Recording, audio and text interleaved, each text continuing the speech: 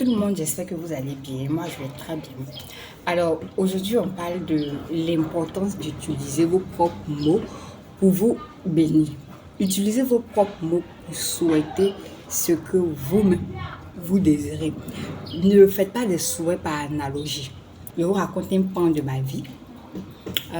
Depuis mon adolescence, j'ai toujours aimé les bagues dentaires. J'ai toujours aimé voir cette dentition-là avec le petit bijou sur la dent. J'ai toujours été fascinée par ça parce que pour moi, ça relevait de l'esthétique. Donc, j'ai toujours voulu avoir des bagues dentaires. Je dis, un bon jour, il faut que j'ai des bagues dentaires. Je vais me mettre des bagues dentaires. Je pense même qu'une fois, j'ai eu à demander le prix des bagues dentaires. Et le prix était super élevé. Et au fil du temps, donc il y a un an en arrière, j'ai commencé à avoir des douleurs mandibulaires qui se faisaient ressentir à l'oreille. Donc je suis allée en ORL d'abord. J'ai consulté l'ORL, on m'a donné des gouttes à mettre dans l'oreille. Après, ça n'allait pas. Je suis repartie voir un autre qui m'a même fait une radio de la nuque. Parce que je sentais la douleur là, quelque part ici, je sens la douleur. Je sens qu'il y a quelque chose qui ne va pas. Donc, lui, il a vérifié, il a dit, bon, c'est parce que je pense, tout et tout. Donc voilà, je me retrouve là, en train de me questionner, tout et tout. Et je me suis dit, bon, pourquoi ne pas aller voir quelqu'un qui s'occupe en même temps de l'oreille, de la mâchoire, du visage, de tout ce qui est facial en tout cas. Il faudrait que je recherche quelqu'un qui fait ce genre de choses. Donc je vais googler, je vais sur Google et je recherche et je tombe sur stomatologue. Donc un stomatologue, c'est celui qui s'occupe de tout ce que j'ai précité. Donc où trouver des stomatologues ici à Abidjan? Je dis bon, le CHU de Cocody est réputé pour être l'un des meilleurs. Donc, si je recherche un spécialiste, il faut que je regarde de ce côté-là. Donc, c'est comme ça que j'ai commencé à chercher. Et bien évidemment, les stomatologues se trouvent au CHU de Cocody, juste à côté du CHU de Cocody, le Zécitos. Donc, je vais là-bas et puis, bon, je vais en consultation, j'arrive, j'explique au premier abord, sont des dentistes. Voilà. Donc, j'arrive et le dentiste, il m'ausculte. Et il me dit, bon, madame, je vais vous donner un exemple simple. Vous marchez sur... Vous avez des talons, mais il y a un talon qui est cassé. Donc, ça fait comme ça. Donc, naturellement, à la mâchoire. Vous voyez un peu le chemin que ça fait. Voilà. Donc, résultat, il faut que vous portiez des bagues. Là, c'est pas que j'étais contente de porter des bagues. Mais, aujourd'hui, je me retrouve à porter des bagues.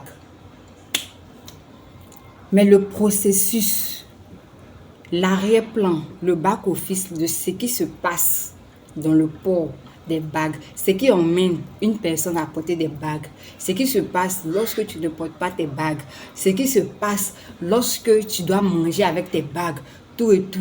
Si je savais tout ce qui se passait en arrière-plan, je vous assure que je n'aurais même pas souhaité avoir des bagues. Dentaires, bien évidemment. Donc, comment on peut transposer mon exemple dans la vie de tous les jours? On entend les gens dire, même prière, oh que je sois le Dangote de ma famille, oh que je sois celui-là de ma famille, oh que je sois comme ça, même prière que telle personne. Moi, j'ai envie de te dire aujourd'hui que ne dis pas simplement même prière que. Ne dis pas que je veux être le Dangote comme ça. Il faut faire tes souhaits avec tes propres mots. Il faut toi-même structurer la manière dont le procédé que tu veux avoir pour arriver à ce que tu recherches. Parce que si moi, j'avais dit que je veux porter des bagues dentaires juste pour l'esthétique, par exemple, je n'aurais pas eu mal au mâchoire. Je n'aurais pas eu mal là pour dire que les bagues que je porte aujourd'hui n'allaient pas relever du médical, mais ça allait juste être pour l'esthétique. Mais je n'ai pas précisé parce que je n'avais aucune information de comment on en arrive là, comment on se retrouve à porter des bagues. Donc aujourd'hui, quand toi tu te lèves et que tu dis que je veux être le tonton de ma famille, est-ce que tu sais comment cette personne-là a fait pour arriver à là? Donc je préfère que tu te souhaites des choses avec tes propres mots. Comme ça, c'est structuré. Aujourd'hui, on voit que la pensée agit. Parce que c'est quelque chose que j'ai pensé, j'ai mûri, j'ai visualisé. Je me suis vue avec des bagues.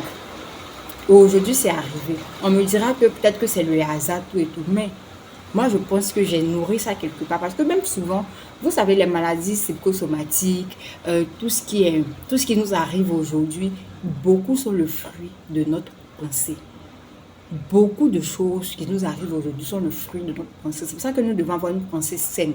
C'est pour cela que nous devons disposer nos pensées. C'est pour cela que nous ne devons pas survoler les choses. Quand tu veux une chose, il faut que ce soit structuré.